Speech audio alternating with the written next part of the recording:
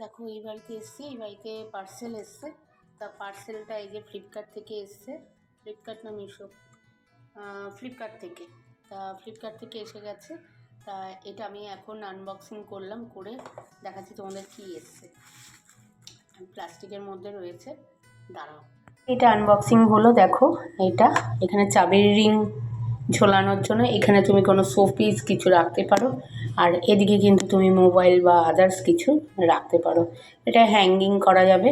আমি তো হ্যাঙ্গিং করার জন্য ওয়ালে ওইখানে সেটিংয়ের কিছু করে রেখে দিয়েছি। তা এখন এতটা উঁচুতে তো রাখতে পারবো না, বাট রাখছি। তারপরে দেখি কি করি। এটা আপাতত হ্যাঙ্গিং করে রেখে দিই। কেমন হয়েছে তোমরা কিন্তু অবশ্যই জানিও।